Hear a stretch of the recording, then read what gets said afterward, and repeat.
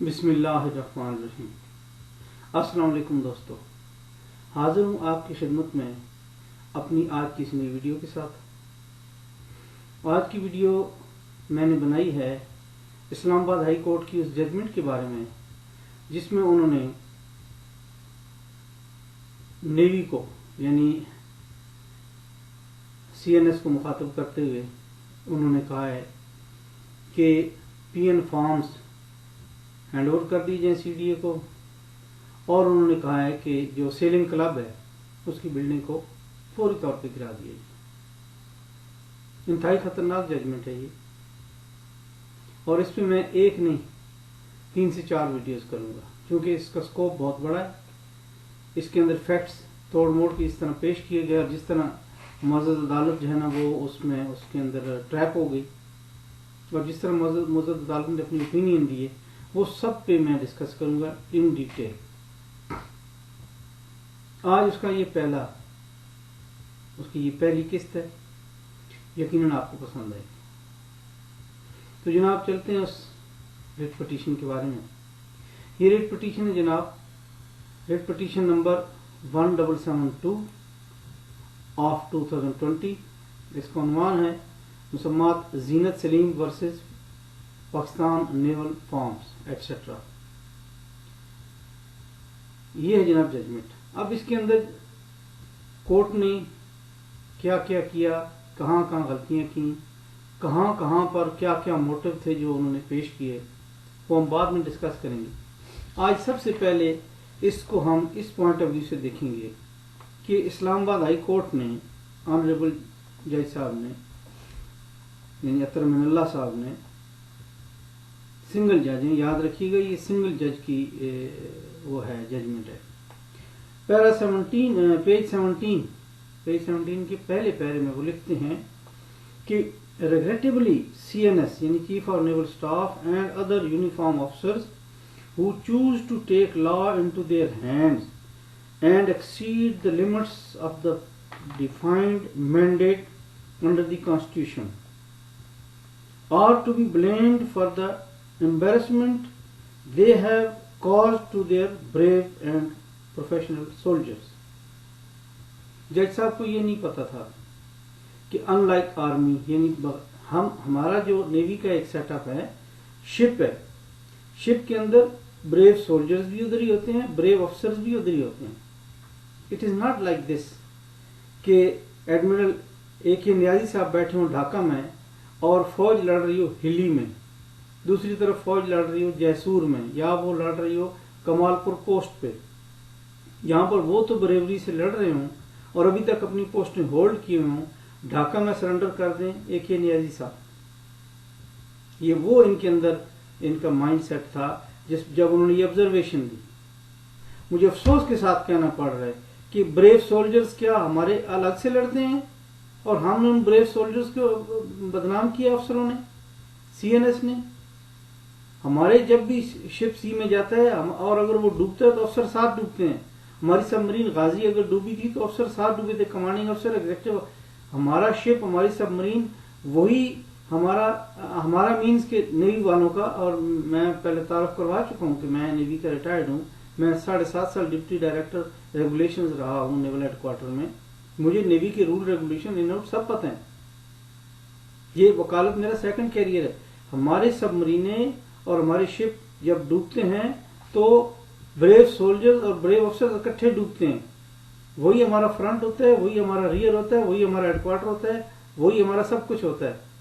लेकिन court observation दे रही है कि CNS और बाकी यूनिफॉर्म ऑफिसर्स जो हैं, जो लॉ को अपने हाथों में ले लेते हैं और हदें क्रॉस कर जाते हैं और उस मैंडेट से तजावुज कर जाते हैं जो आइन ने उनको दिया, और इस तरीके से वो अपने बहादुर सिपाहियों को उनके लिए बुरा नाम कमाते हैं, उनको एम्बेरस करते हैं, उनको शर्मिंदा करते हैं। अफसर सिपाहियों को शर्मिंदा करते हैं। वो अफसर जो आजकल तो शिप के ऊपर खाना भी वही खाया जाता है, एक ही मेन्यू होता है, वही अफसर खाते हैं, वही सेलर्स खाते हैं, if I am not wrong. क्योंकि जब मैं था तो उस वक्त ये एक आइडिया चल रहा था कि वहां पर सबको जो है ना एक ही तरह का राशन दिया जाए। तो ये क्या बात जज साहब ने की है کہ یہ افسر ہیں جو کہ بریو نہیں ہیں، سولجرز بریو ہیں، اور یہ ان کو شرمندہ کر رہے ہیں اپنے ان واقعات سے کہ یہ لا کو ہاتھ میں لے لیتے ہیں اور اپنے مینڈیٹ سے تجاوز کر جاتے ہیں۔ یہ ایک آبزرویشن ہے۔ اب آ جاتے ہیں دوسری طرف۔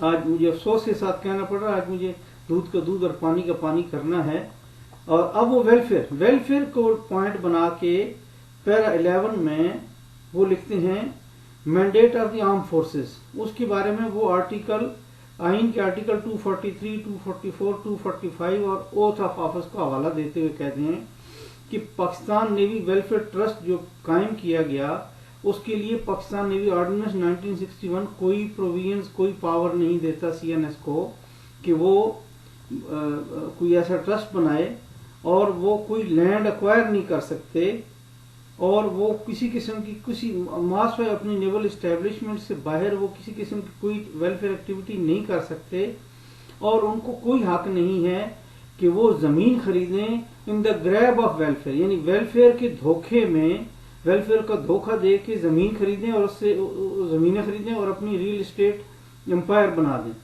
یہ جناب جج صاحب کی وہ ہے آبزرویشن ہے۔ اس جو ججمنٹ انٹرنیٹ پہ یعنی اویلیبل ہے ویب سائٹ پہ، اس کا پیج 29 ہے۔ یعنی ویلفیئر کے نام پہ وہ یہ کہہ رہے ہیں کہ کوئی کام آپ نہیں کر سکتے اپنی اسٹیبلشمنٹ کے باہر، اور وہ کہہ رہے ہیں کہ اسٹرکٹلی آرٹیکل 243، 244، 245 اور اوتھ آف آفس کے اندر آپ نیوی کا جو کام ہے اس کے علاوہ آپ کوئی کام نہیں کر سکتے۔ یہ جناب جج صاحب کی آبزرویشن۔ اب مجھے یہ بتائیں کہ ہمارا آئین تو یہ بھی کہتا ہے کہ لا ایکولی اپلائی ہونا چاہیے نا، جو بھی اسٹیک ہولڈر ہیں، جو بھی اسٹیٹ کی انسٹیٹیوشن ہیں، ان سب کے اوپر لاگو ہونا چاہیے۔ ایسا تو نہیں ہو سکتا کہ یہ ٹھیک ہے نیوی کے اوپر تو لگ جائے باقیوں پہ نہ لگے۔ اب ہم آتے ہیں گورنمنٹ کے ان محکموں کی طرف جن کے اندر ویلفیئر کی گریب میں کیا کچھ ہو رہا ہے، اور کورٹ نے اس چیز کو بالکل مد نظر نہیں رکھا کہ ویلفیئر کیا ہوتی ہے اور یہ کس طرح کی جاتی ہے۔ اب سب سے پرانا محکمہ جو ہے شاید وہ ہے پاکستان پوسٹ، یعنی انڈیا سب کانٹیننٹ میں یہ محکمہ ڈاک جب بنا تو یہ سب سے پہلا محکمہ تھا جو بنا، اس کے بعد ریلوے بنا، اس کے بعد باقی محکمے آئے۔ اب یہ جو پاکستان پوسٹ ہے، اس کی جو فاؤنڈیشن ہے، جو ویلفیئر فاؤنڈیشن نے بنائی ہے، اس کا نام ہے پاکستان پوسٹ فاؤنڈیشن، PPF۔ اب میں ویب سائٹ پہ گیا ہوں، میں نے کچھ نہیں ادھر ادھر سے لیا، ویب سائٹ پہ جاؤ تو انٹروڈکشن میں وہ کہتے ہیں Pakistan post foundation is a self supporting entity. وہ کہتے ہیں registered as charitable trust under charitable endowment act 1890 and on 17 October 1990۔ 1990 میں یہ 1890 کے ایکٹ کے تحت جو ہے یہ رجسٹر ہوتا ہے ایز اے ٹرسٹ۔ اب کیا کہتے ہیں؟ Established to promote the welfare and benefits of serving and retired Pakistan post office personnel, their families and dependents through what? Healthcare, education, financial assistance, marriage grants, low cost housing scheme۔ یعنی جو سب سے جب سے پرانا محکمہ جو ہے محکمہ ڈاک، انہوں نے ایک فاؤنڈیشن بنائی، کس لیے بنائی؟ To promote welfare and benefits of the serving and retired Pakistan post office personnel, یعنی اپنے سرونگ اور ریٹائرڈ کی کیا وہ ویلفیئر کرنی کیا ہے؟ ہیلتھ کیئر دینا ہے، ایجوکیشن دینا ہے، فائنینشیل اسسٹنس دینی ہے، میرج گرانٹس دینی ہے، اور لو کاسٹ ہاؤسنگ اسکیم دینی ہے۔ جناب علی، آئین کے اندر جو محکمہ ڈاک کا جو وہ ہے مینڈیٹ ہے، کیا اس سے تجاوز نہیں ہے؟ آبویسلی ہے، لیکن کورٹ کو یہ نظر نہیں آیا۔ اب ہم چلتے ہیں ایک اور محکمے کی طرف، اور وہ ہے انٹیلیجنس بیورو، یعنی محکمہ جو ہمارا انٹیریئر منسٹری ہے اسی کے اندر کام کرنے والا ایک IBECHS، intelligence bureau employee cooperative housing society. اس کے بارے میں آپ یہ دیکھیں، یہ لکھتا ہے کہ انٹیلیجنس بیورو امپلائی، یہ بھی ویب سائٹ پہ دیا ہوا ہے IBCHS، اباؤٹ IBCHS پڑھیں تو سب سے پہلا جو لائن آتی ہے وہ ہے the intelligence bureau Employees Cooperative Housing Society Islamabad is a welfare organization which is helping the shelter requirements of IB employees. Intelligence bureau کی امپلائیز کی شیلٹر ریکوائرمنٹس میں ہیلپ کر رہی ہے، ان کو چھت دینے میں مدد کر رہی ہے. آگے دیکھیں اگلا sentence. It is mandatory that the managing committee of the IBCHS shall comprise of the serving IB employees only. سر کیا انٹیلیجنس بیورو کا جو آئینی مینڈیٹ ہے اس میں یہ چیز لکھی ہوئی ہے کہ وہ لینڈ ایکوائر کریں؟ اور شاید آپ سب کو پتا ہے کہ فیز 1 ان کا ایک فیز 1 آیا IBCHS phase 1، phase 2 Pakistan town Islamabad کے اندر ہے، اور فیز 3 گلبرگ گرین.